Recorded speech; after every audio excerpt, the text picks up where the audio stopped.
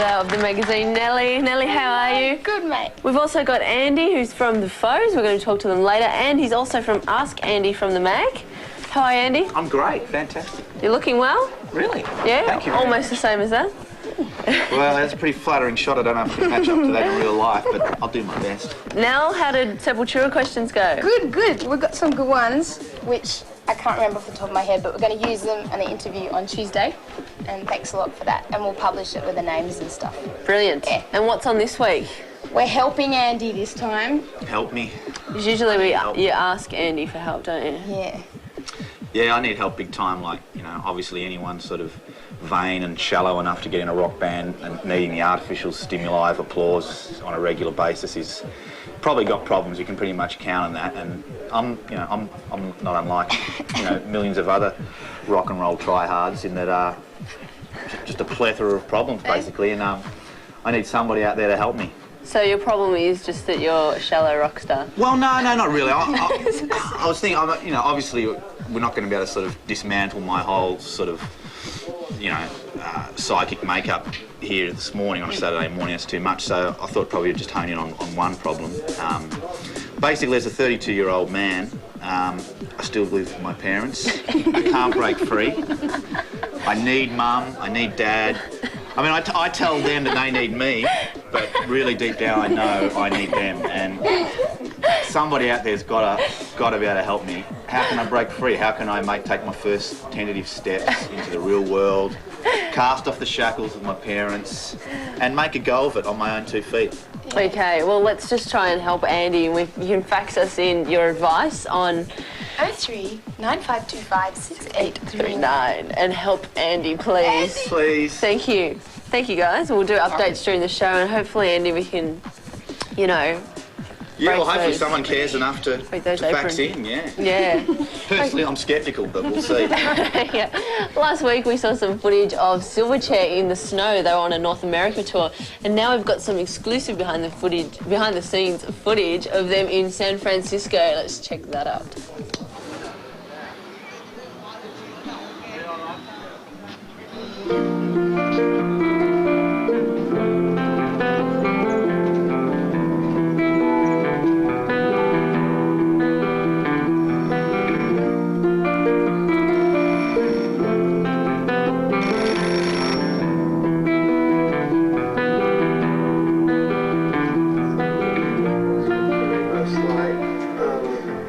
Time. We didn't really ever have the time to really totally focus on music.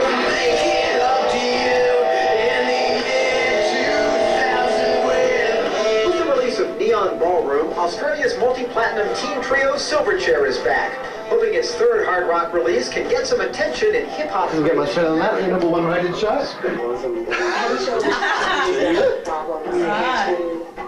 Beautiful hair. We went and saw, what was his name? Joey something. Joey McIntyre. From New Kids on the He Block. used to be the kid from the block, but now he's just a kid that rocks.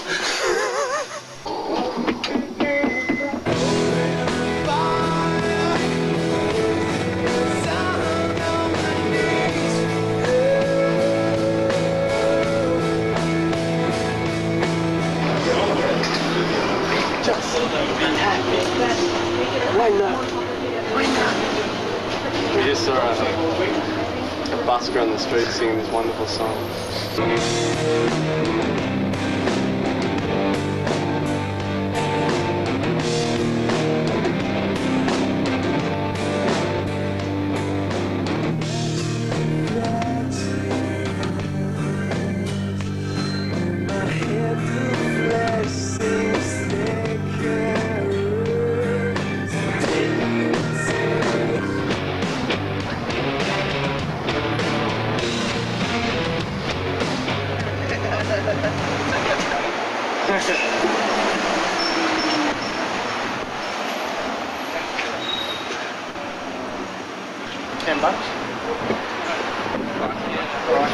Yeah, no way. Gotta be proud of that. Oh, that one didn't recover at all.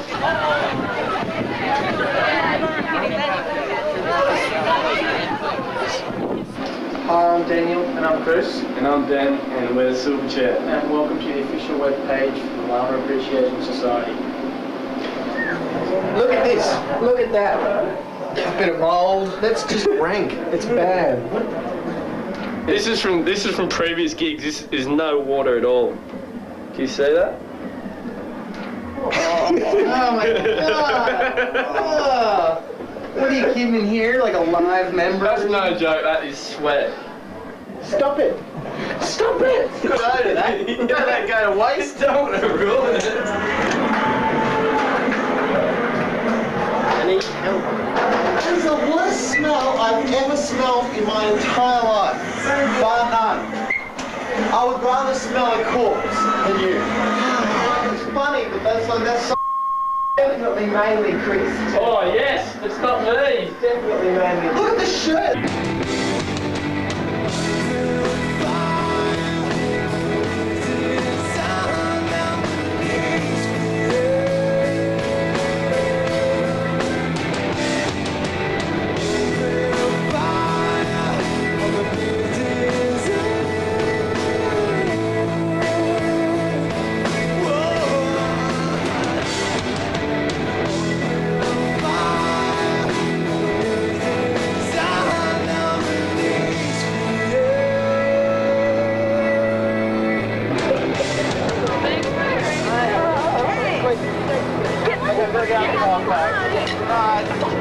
Hi, my name's Ben Gillies. I enjoy water sports, and I enjoy surfing, and I enjoy... surfing water sport? For all the people wondering why Ben doesn't sing on the records, now we would like to explain to you why.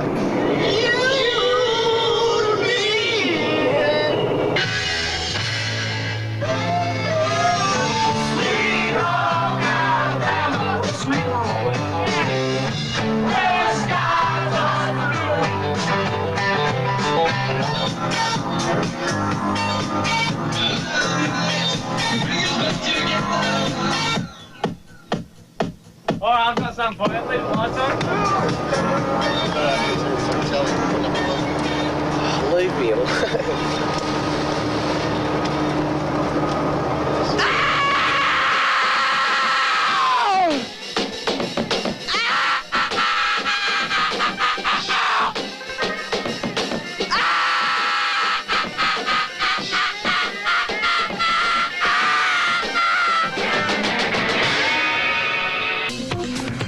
Hi, I'm Tony from the Punch Multimedia Centre in Adelaide. Tonight, the East End Exchange Hotel is putting on a gig for World Environment Day. Tickets $5, doors open at 7, happy hours at 7:30, so check it out, it's for a good cause. And Saturday night is Spectrum Night at the Cargo nightclub. They'll be playing till late with a whole variety of LA DJs, so go and check them out. And yeah, enjoy your weekend. See you later, guys.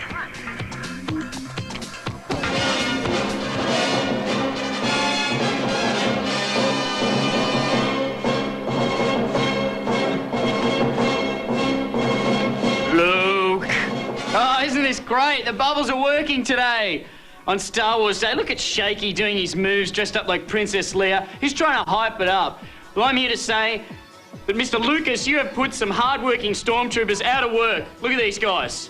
Absolutely upset they are. No stormtroopers, no Star Wars. Upset. And that's because, of course, they're referring to the latest Star Wars film, Phantom Menace, which is... Excuse me.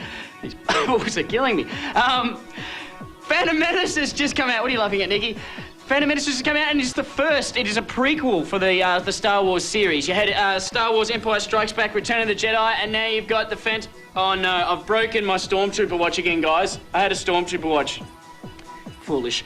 It's a prequel. It's the first of the film. It's the start of the saga. You get to see how Darth Vader as a boy, as Anakin Skywalker. So basically, what you've got is Star Wars, then Empire Strikes Back, then Return of the Jedi. Now they've gone back to the start, but then they've got two more before they get to this one. So this one is like, say, 200 years prior. Then what they're going to do is go back over here and make these three films. But we're starting back over here, Episode 1. And those of you who think this is a big marketing exercise by George Lucas, you'll notice at the start of this one, it actually says Episode 4. That'd be 1V. I think, is it 1V or V1? 1V. Which means he'd planned it all along. He wanted to do this all along.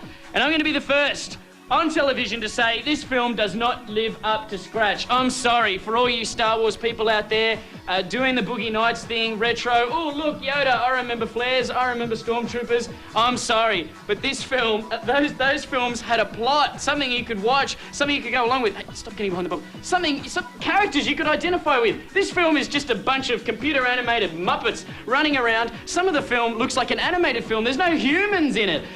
We seriously need a Han Solo character. See, in Star Wars, you had your Han Solo, Chewbacca relationship happening. They're always giving wisecracks. For the comic relief, this film has this guy. They may as well have gotten Alf. Remember Alf? You cut about that one too? Didn't get a look in? Alf. They may as well have got him for the comic relief. They've got this stupid animated creature, and you can tell when Liam Neeson and Ewan McGregor are talking to him, he obviously was put into the film later, and they're talking to a wall, because a lot of the time their eye lines just don't match. I'm sorry, but it had to be said on television as the boom goes under. This film does not live up to scratch. The Phantom Menace.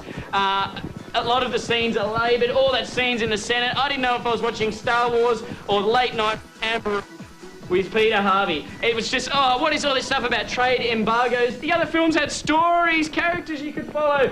This film just, when you're falling asleep, he throws a lightsaber in your face and you wake up. Every time something boring happens, Mr. Lucas throws some of the old Star Wars in there, wakes you up with that. So sorry, The Phantom Menace. I sincerely hope the next prequel, which I believe will be called The Clone Wars, is better. Now let's have a look at The Phantom Menace.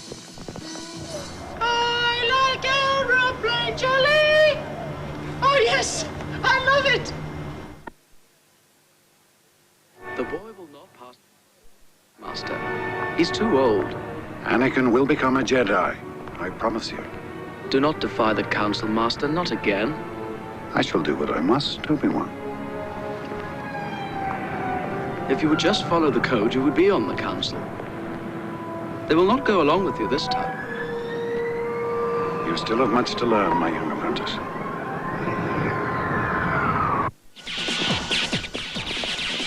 Shame, Lucas, shame. You forgot your stormtroopers and they are upset. We've got them in here today. We're trying to find them a job. We're trying to get them to do some work around the house. And I've got some doll forms, which I'm going to try and work out what their skills are and everything, maybe later on. But the thing is, none of the cool characters of the old film are in there. Look, I'm not going to keep going on, but this film could have been told in 10 minutes. This whole story about, basically it's about a planet that's had a trade embargo placed on it, and Jedi Knights come along, they're going to break the trade embargo. The whole thing could have been the first 10 minutes of a great movie. He stretched it out to 2 hours. I'm sorry. Darth Maul is the only thing that's cool, it survives. The Darth Maul character with the red face who preempts Darth Vader, very good character. On from that to Jawbreaker. Jawbreaker is the latest in the slew of teenagers who are comfortable with death films. You had Scream, which sort of followed on from Heathers, the original 80s teen black comedy. Now there's just myriads of them, if I can use that word, at this time of the morning coming out. And the latest is Jawbreaker, starring Marilyn Manson's missus, Rose McGowan and Rebecca Gayheart from Urban Legend. Now this film is basically about, well, it's basically a rip-off of Heathers, right down to the three sort of nasty pasties who run the school, the three popular girls. They run the school, they accidentally kill their best friend, they're trying to play a joke on her, something happens, their best friend dies. So, of course, instead of reporting it to the cops, they're too popular and cool for that, they try to cover it up until one of the school geeks finds out about it. And when that happens, it just can't happen. If the school geek ruins these girls' popularity in typical American fashion, they care more about their popularity than they do the law, etc. They make it pact with this geek who's overheard them talking about the whole cover-up. If you don't tell the police, if you don't tell the teachers what happened, that we've killed someone, we'll make you popular. Of course, she accepts, and the plot goes on from there as this geek becomes one of them, one of the sort of popular nasty pasties who rules the school, and eventually becomes the nastiest pasty of them all. Very Heathers-like, as I said, which was done much better a long time ago. It's pretty much terrible in every department, this movie. Would you say Jawbreaker's pretty bad as well? Stormtroopers? They agree. They don't like it. George is a puss head. Did you see that one? They don't like George. Down with you, George. Yeah, this film is bad. The script is terrible. The acting is bad. The ending is even worse. Come on. But Rose McGowan, you deserve this for that steel mesh dress you wore out when you went out with Marilyn Manson. In fact, I think if you look closely at Phantom Menace, you can see one of the moons is actually Rose McGowan's bum, which was sticking out of that steel mesh dress that she wore to that MTV Awards thing with Marilyn Manson. It was like a see-through thing. It was atrocious. So she deserves this film. A really, really bad flick. If you look closely, you'll see Marilyn Manson in it too. Here's Jawbreaker. Violet. I like it. It's called Thinking on Your Toes. A must if you're going to rule the school. I was thinking fern. A fern's a plant, right? Well, I don't know about you, but I would much rather be a flower. A rose, too obvious. Never send a rose unless dyed black as a warning. And if one is sent to you, destroy it, along with the sender. Emotionally, of course. It's not like we kill people. On purpose. Anyway, you're extra fancy. You're Violet. My Violet. Heathers, we remember you. Heathers was done a while ago and much better. So go out and rent Heathers rather than seeing Jawbreaker. I've been a bit negative today. Trust me, I do remember a series of great films entitled Star Wars, Empire Strikes Back, and Return of the Jedi. But this just ain't that, folks. This is Retromania gone mad. You know what I loved about Star Wars? Blundstones. I've said it before and I'll say it again. George Lucas painted Blundstone. He sprayed them white in the first movie. You think in this new film they've got Blundstones? Do they have Blundstones? No. Do you think in this new film they put any effort in Stormtroopers? No. They didn't paint anything. They just hit a button on a computer and magically made boots. It's terrible. You should be ashamed of yourself, Mr. Lucas. Not to be entirely negative, George Lucas's first film, THX 1138. THX being that big sign you see at the start of movies when it says you are now listening to, and your teeth rattle and explode. This is his student film. It's got Robert Duvall in it and Donald Pleasance, and he made this before American Graffiti, before Star Wars, way back in the day. And it's a great, great flick. And so you can revisit this and revisit Star Wars and see when Lucas was great, when he had to paint Blundstones. Stand up and be counted, Stormtroopers. Stand up and be counted. We won't take it lying down. The Chemical Brothers' latest album comes out June 21st. For those of you absolutely just waiting for it and have just been trying to wait for them to do something new. Sorry, I'll just unstaple my tongue. The album's called Surrender, and this is the first single from it. It's a great single with a great clip. It's Hey Boy, Hey Girl.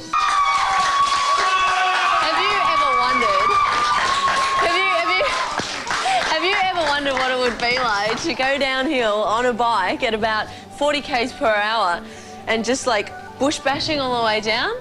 Well, today we've got Australian downhill mountain biking champs Shelley Webb and Joel Panozzo on to tell us all about it. Shake and bake, let's make them welcome.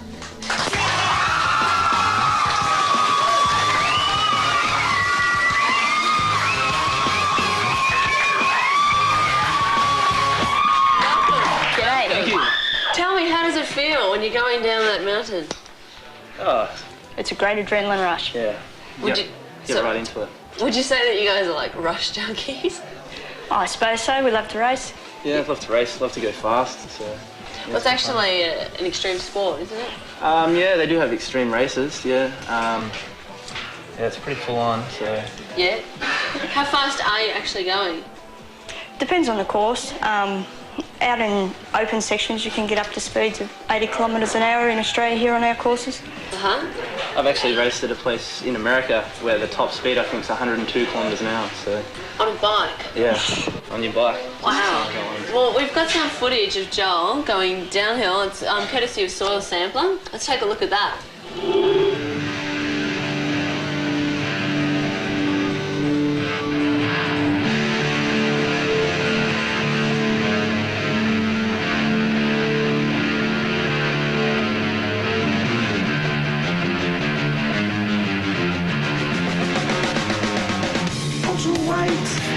Ultra bright, like your bones, not out light. Can't you feel the feeling, feel the feeling?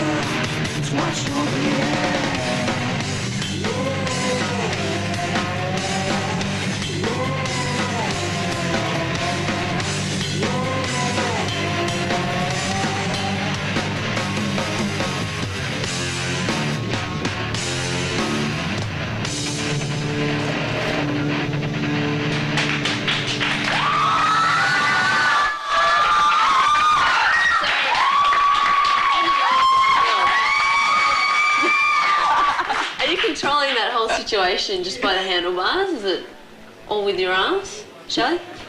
Yeah, with the handlebars, you're probably using a lot of pressure on the pedals as well. So you're using your whole body weight? To control the bike, yep. How mechanical is the sport in terms of knowing your bike? And in Europe, the top guy that's won the Worlds, I think, the World Championships for 6 years in a row, they have a Formula 1 computer on his bike, measuring the suspension and everything so that they know exactly sort of what it's doing. So yeah, that's sort of the top. So it's a full-on technique. Yeah, you've really got to have your bike sort of spot on. If it breaks, you know, you only get one shot at it. You know, if it breaks, you're out of there. Each bike's set up depending on the person and how they like to ride it, according to your body weight, all that sort of thing. So what's the usual distance that you go down? Varies from 2 kilometre tracks right through to, we've got one at Mount Beauty that's close to 10 kilometres long. Yeah. Right. And so you're wearing, this is your Shelley? Yes, it is. This is Shelley's protective gear. We're going to put Darth's head on it over there. So, I mean, like, I imagine if you stack, you have like a really serious injury. What kind of injuries have you guys had? Have you? Oh, we got a bit of a double elbow scar. Yeah, we've both got the matching elbow scars. They look, what did you do there? It looks like really painful. Just falling off. Yeah, falling off, breaking bones. So this doesn't do much like that? Yeah, that's really good. It's like, when I did mine, the rock actually went through those 2 pieces. Oh, God. So that little... Yeah, it was a bit of bad luck with that. But. You can't break every fall. Yeah. So what about mentally? What's going through your head? We're certainly not thinking about crashing. Yeah. You're more thinking about going down there as fast as you can, as accurately as you can. Staying smooth and just focusing on what's coming up. You know the track in your mind. You should know it in your mind before you even start, so you can ride the whole course without just, even through your mind. Well, Joel, you're senior male #1 and Shelley, you're senior woman #2. Yes. In Australia. Where are you guys off to for your next competitions? I've got a race in Bundaberg at Mount Perry, that's in Queensland, this coming weekend. And then from there I'll be training to go to, in August we go over to Paris. There's a mountain there called Montmartre in the centre of Paris where we're actually racing from. Yep. And from there we go to the World Championships, which are held in Sweden this year. So you got a big year. Yeah. And Joel? I'm heading overseas on Friday to do 2 World Cup races in America and 3 Norba series races. So it's pretty full on. We wish you all the best. Yeah, thanks for coming in, Shelley and Joel. No worries. Thanks for your extreme sport. Thank you. Let's have a clap.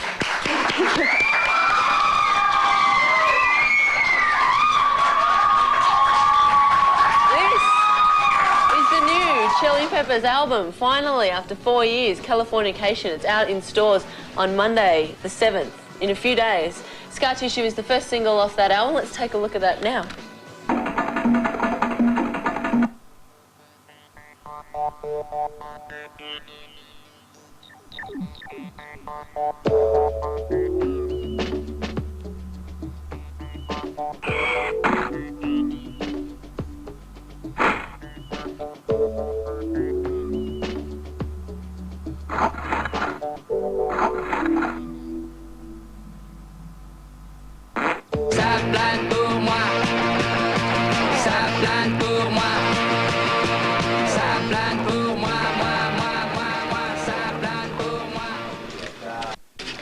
Good morning. Marcus Seuss is from Sydney, where he works as a part-time teacher.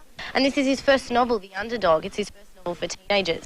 It's about Cameron Wolfe, who's a young boy, just sort of muddling his way through adolescence. And he does what he thinks typical things boys do. He spends a lot of time with his older brother, Rube, who he pretty much follows everywhere. And they plan a lot of robberies, which they never get quite round to completing. The book actually starts off with him planning to rob. Like any other job, they turn up on the day and they don't quite go through with it. Then there's his older sister, Sarah, and they have an even older brother, Steve, who pretty much looks down on everything the boys do. And it's basically about what he gets up to, planning robberies, getting into fights.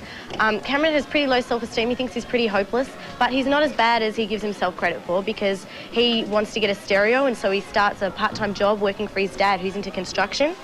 And so one of these jobs that he's on round at somebody's house, he meets a girl called Rebecca. He becomes totally infatuated with her. He can't stop thinking about her.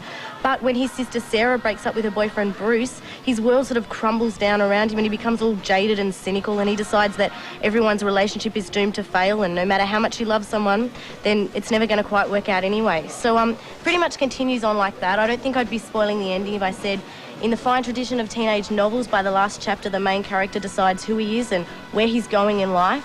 So there's two ways you could take this book, really. You could either say, you know, what's happening? There's nothing going on here. I've heard it all before. You know, boy falls in love, gets into fights, rips off a few street signs. On the other hand, you could really appreciate the realness of the story. It's real, it's gritty, it's realistic. And Marcus says that he likes to be human in his writing, and I think he's done that. So there you have it. The Underdog. Read it or don't. It's up to you. Okay, now we're going to take a look at Underworld's new video. This is Jumbo.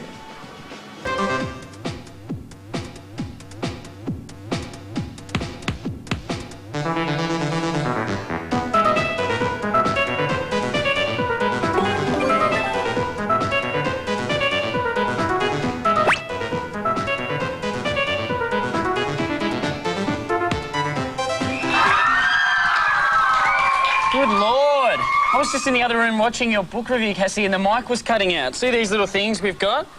These little radio mics? You had one on and it was like cutting out. We were having technical problems, but we've fixed all that up now. So would I just be able to get you to go back through the sort of basic thing you were talking about with the book, just because of the thing? What I want to be reviewing today is Earth It. Just kidding. Just kidding. You can go, Cass. Technical difficulties. Yep. Well, I know you were hanging out for this, so I'll go through it again. This is Marcus Zusak. It's his first novel, The Underdog. He's a 23-year-old author from Sydney, and it's basically about Cameron Wolfe, who's a young teenage boy sort of muddling his way through adolescence. And what he gets up to, he's influenced a bit by his brother Rube. They go out on a few jobs, you know, plan to rob street signs and dental surgeries, and he falls in love with a girl, and yeah, the rest you can find out for yourself. What's your opinion of the book? I said it was a sort of a two-way thing. You could either, you know, yearn for something to happen, or you could think it was really real. It was realistic, you know. It was, Zusak said he likes to be human in his writing, so it was about real life. Wonderful. Oh, all right then. Can we all play? Cassie, yay! Can we all? And Cassie. I don't know if we did get it. Thanks for that. Thanks for doing it the twice. Yay! Okay, now. Our next guest is one of the handful of teen sensations from Britain that's turning young women's pop music into a battlefield. Shake and bake. Can you please welcome, because we want to, Billie!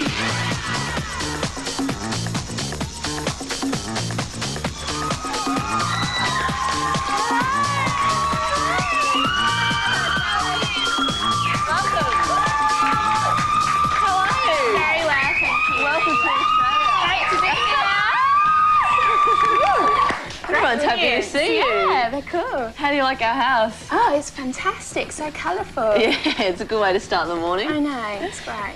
Your success is just unbelievable. How do you you just pinch yourself when you wake up in the morning? Do you know, it's just been such a whirlwind, you know, thing that I haven't really had time for it to sink in. It's just like, you accept it and you never become blasé about it, but you just move on and, you know, try and achieve bigger goals. But I've had a lot of support and, you know, from the fans and the guys at home, and it's been great. I've had that advantage, so. We started off being... Hi, Billie. Come in, Lee. I'm just going to sit down as well. I couldn't resist. Can I sit down here or there or anywhere? Oh. How are you, Janelle? I'm good, thank you. Keep going. Sorry to interrupt. Oh, that's okay. So you started off as the front girl for a Smash Hits. Yeah, the Smash Hits, you know, the music magazine. I think you do have it over here. Yeah, we do.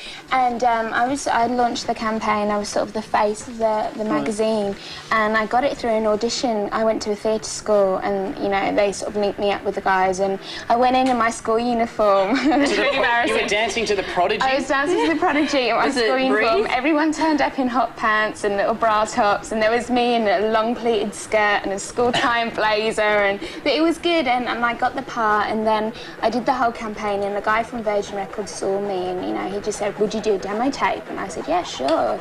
And that was it. And it just fell into place like that. It just fell into place, yeah. You've done other stuff though, besides singing, performing. You've been in front of the camera in films Yeah, before. Tell us a bit about that. I had a really small part in Evita with Madonna, which was fantastic. That was Did you get to meet her and the whole bit? No. You were in a movie with her, you didn't get to meet her? I know, we were on the same set and I sort of stood 5 yards away from her, but she looked very focused, very professional, and I didn't just want to go up and go, There wasn't guys walking around the set saying, can you please not look at Madonna? No, it was none of that. She's going to stamp her feet. No, but she was tiny. Really small, yeah, but that was a good really one. muscly? Yeah, very muscly. Oh, because she was pregnant She was as well, pregnant at the time, yeah, but no, that was wicked, and I've done commercials and things like that, so... And like your success has gone, you're 16 now, Yeah. and you started when you were 15. Yeah. So over the past year, what about school? Like, you just... I know. No, I have a home tutor because I can't go to school all the time because obviously I'm travelling around the world. So they sort of, the record company and management are quite lenient with the time, and they allocate days for me to do my studies and stuff. Oh, that's cool. It's all right, you know. School, you know. Yeah. You know the deal. And you don't need to go. You know you don't need to go. Oh no, I can't take that attitude, unfortunately. But it's just, it can be a bummer sometimes because, you know, you just go on stage and you do a mad show and you get all the fans and everyone's really up for it, and then you go down, sit down and do an hour of maths. Yeah. You know, it's really sort of weird. A nice come down. Yeah, great. Yeah. An anticlimax, but no, it was cool. And are you still living at home when you're back in London? When I'm in the UK. I mean, most of my work's set in London, so I have to spend a lot of time in London now. But I love that. Have you ever been? Yeah, but I was 5, so I just remember it was cold and Does it grey. really I just count? went recently. Oh, really? The thing I like best about London is how everyone goes, you trying to get large with me. Trying to get large with me. Can you explain what Giving it large. Giving it large, mate. Giving it large. It means, I don't know, it's like, I don't know how you would say it. It's like not being able to translate your I know, French. it's like, you know, giving it large. You know, when you just go to like a disco or a club and they're like, give it large, girl. You I know, did it last week and somebody hit me. Out of the Oh, blue. really? I said, give it large. Back off. No, it's cool. I love London. It's Well, we great. just did an internet cross just before. I saw it. Yeah. I was getting ready and I was like, hey. I know, and I then was you said, really excited. we're going to transfer, you know, it's wicked. Yeah, and we're talking about fashion. Yeah, fashion. What do you think, seeing as you've had success at such a young age, what do you think the secret to longevity is in pop music? I just think that the secret is to move with the times and bring music that is upcoming and just be an inspiration forever and follow your fans, never let them down, do you know what I mean? And, you know, they deserve your time and stuff, so you have to give them the time.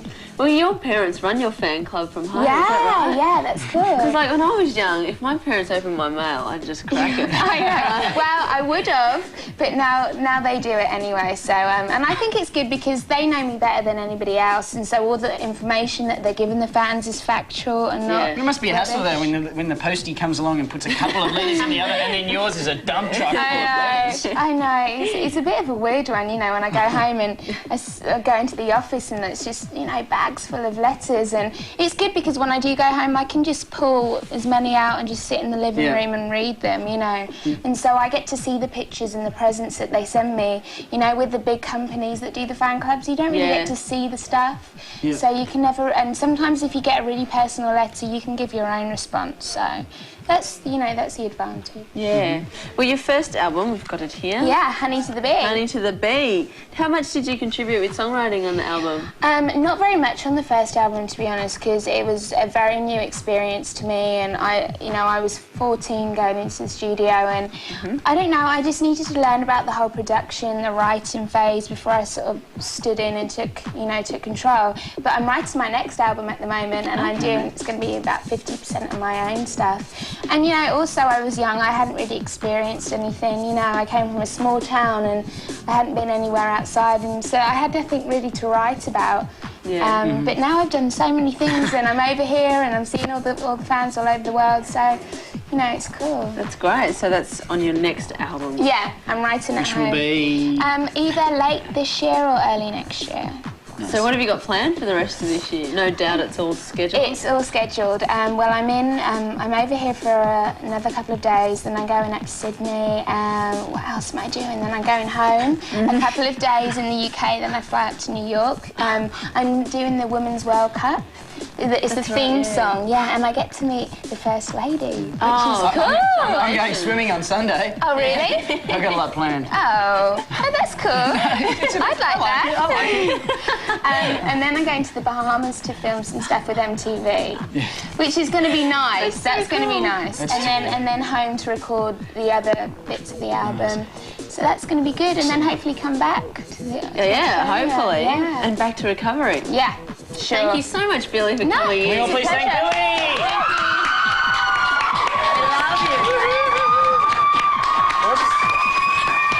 Get large, Billie.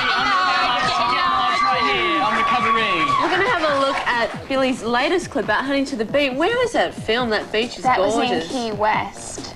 In Florida. In Florida. I was about to say, it didn't look like a London venue. I know, it didn't look like a London venue, that's for sure. There's too many nice things. Sunny things. Yeah, pebbles. Right. Yeah, okay, let's take a look at that now. Get large with Tommy. Hi, this is Adam in Alice Springs. If you've ever dreamed of being king of the mountain, then the Red Centre's a place to be this weekend. We've got a downhill mountain bike race on tomorrow, and it's in the Western McDonald Ranges. And the race starts at 2, but if you want to get there any time before that, you can practice, and you'll need to because it's a gutsy, fast track.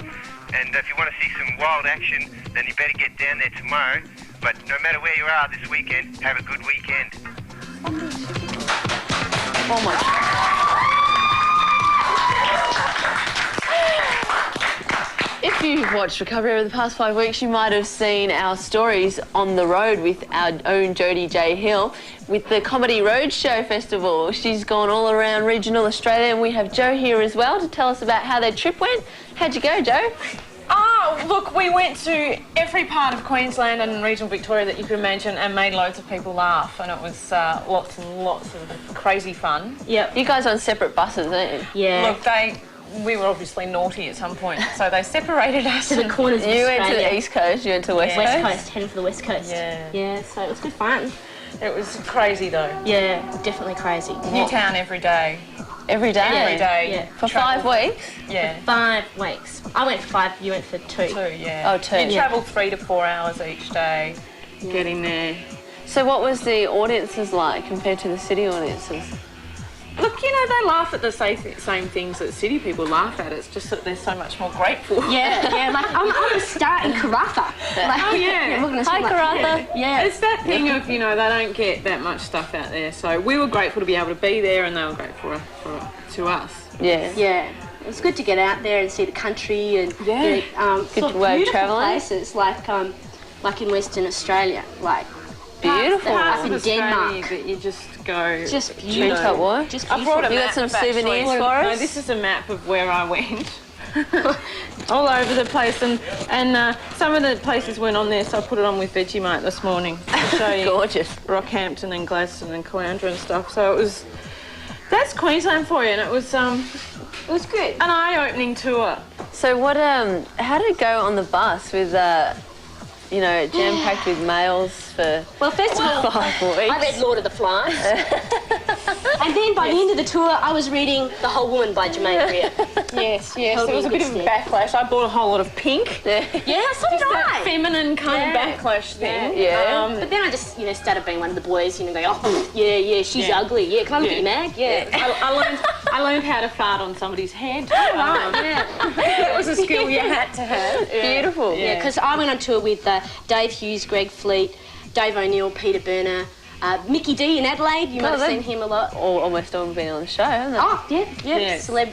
Yeah. Celeb Fest. Celeb Fest. And I had the gorgeous Tripod Boys, and Will Anderson and Lawrence Mooney, Ross Noble from Britain. Tell a story about Ross Noble. That guy, we got to Townsville and we were standing around the airport and he just disappeared on us for half an hour, like where the hell has he gone? The next plane has rocked in already, all the passengers are waiting around the luggage to collect their luggage. And who comes out on the conveyor belt but Ross Noble, fully wrapped in a plastic bag, lying like he was asleep on the conveyor belt. Did you and there's get like footage of 150 that? people standing around going, what?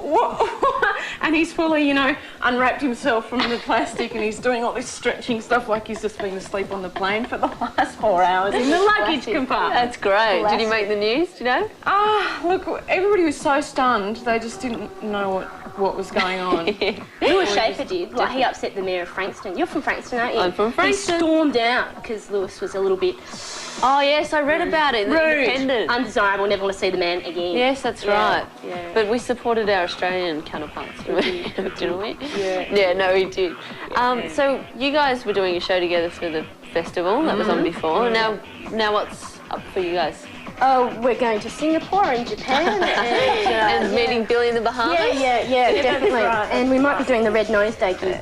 But we, but we don't know when it is or where it is, but it's coming up. Look, we're going to perform wherever anybody will let us perform. Yeah. At Joe's mum's house. So go to our website to find out about when or how people can get in contact with you guys. Website. Yeah, definitely. Thank you very much, Jodie and Joe, for coming in and telling us about your roadshow. Yeah, thank you. Oh, that's my job. So tell them. Oh, Blink. We're going to have a look at Blink's clip, but before we do, let me tell you to watch it carefully because we started a competition last week and I'll give you the details about it soon, so you can enter it before the end of this week coming. So watch this. What's my age again? Blink. Australian girl, Australian boy, playing with the sun like it's a toy, but we're going to...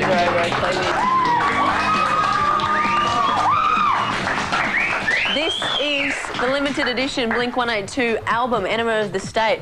Now, you just saw their clip, and we've got a competition running, so you can win a block mount of theirs, a signed pair of undies, skateboard, T-shirt, this CD, and the single. You just have to tell us in the most creative possible way. No, you have to send in and tell us what Blink-182 were lacking in the clip. Quite self-explanatory, we know, but be as creative as you like. Send your answer in by Friday to Recovery, PO Box 9994, Melbourne 3001. Get that into us by Friday. We'll announce the winner on Saturday, okay? And you'll win lots of Blink exclusive stuff. Next Sunday is a Tibetan Freedom concert that's being held in Sydney. The concert is to raise awareness of the plight of the Tibetan people who are under the Chinese government rule.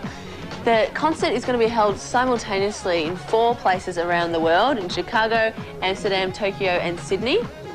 We've got some footage now all about the concerts and all the people organising it and involved. Let's have a look.